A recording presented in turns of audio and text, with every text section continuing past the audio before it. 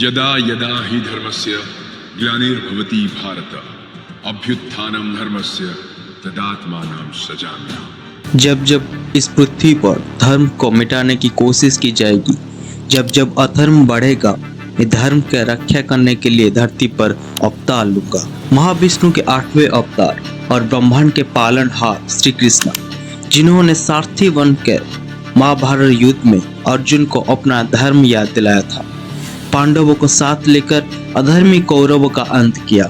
लेकिन क्या आप जानते हैं कि कौरवों को हराने के लिए और अधर्म के विनाश करने के लिए श्री कृष्ण ने छल और कपट का सहारा लिया था। और एक बार तो उन्होंने धर्मयाज युधिष्ठिर को भी झूठ बोलने की सलाह दी थी। गरुड़ पुराण में भगवान विष्णु हमें सिखाते हैं कि झूठ और छल का इस्तेमाल करना पाप है।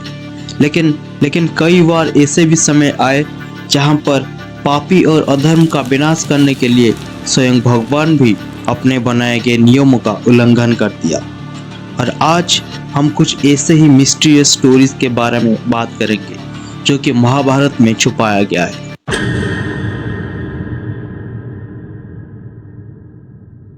अगर श्री कृष्ण छल का उपयोग नहीं करते तो पांडव कभी भी कौरवों को हरा नहीं पाते। कौरवों को माता गांधारी, जिन्होंने अपने दृष्टिहीन पति के दुख समझने के लिए विवाह के तुरंत बाद अपने आंखों में पट्टी बांध दी थी। पति के लिए उनकी निष्ठा और शिवजी की वरदान से उन्हें एक दिव्य शक्ति हासिल हुई कि वो जब भी अपनी पट्टी अपनी आंखों से हटाएंगे, उनके आगे जो कोई भी होगा वो अत्यंत शक्तिशाली हो जाएगा। उनका दृष्टि शक्ति पड़ने पर जो कोई भी उनके आगे होगा उसका शरीर वज्र हो सकता है। जब गांधारी को पता चला कि दुर्योधन को छोड़कर उसके सभी पुत्र की हत्या हो चुकी है, वो तुरंत ही दुर्योधन को बुलावा दिया। उन्हें कहा गया था कि वो नहाकर वैसे ही नग्न अवस्था में अपनी माँ गांधारी के पास जाए, ताकि जब गांधारी अपनी पट्टी हटाए तो उनकी दिव्य दृष्टि दुर्योधन के ऊपर पड़ेगा और दुर्योधन का शरीर वज्र हो जाएगा।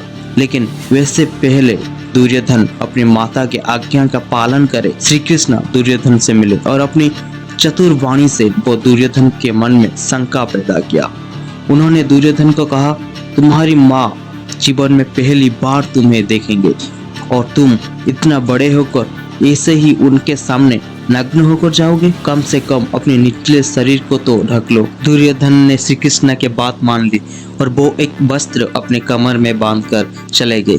लेकिन जैसे ही गांधारी ने उन्हें देखा तो वो क्रोधित हो गए और दुर्योधन समझ गए कि ये श्री कृष्ण की एक चाल थी। लेकिन तब तक बहुत देर हो चुकी थी। महाभारत के शल्य पर्व के अनुसार इस घटना के बाद भीम और दुर्योधन के बीच गदा युद्ध स्टार्ट हुआ। दोनों ही गदा युद्ध में बहुत ही कुशल थे, लेकिन भीम द्वारा बार बार वार करने के बाद भी दुर्योधन पर कोई असर नहीं हो रहा था, क्योंकि दुर्योधन का शरीर वज्र हो चुका था। ये देखकर श्री कृष्ण ने अर्जुन से कहा, दुर्योधन का गदा युद्ध में बहुत ही कुशल है। अगर ऐसा ही चलता रहा तो भीम कभी भी अपनी प्रतिज्ञा पूरा नहीं कर सकेगा। ये सुनकर अर्जुन को याद आया कि भीम ने प्रतिज्ञा ली थी कि वो दुर्योधन के जंघ को चीरकर उसका वध करेगा।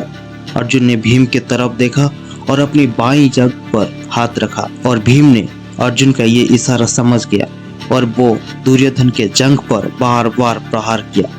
बार बार चोट लगने के कारण दुर्योधन का जंघ फट गया और दुर्योधन का अंत हुआ।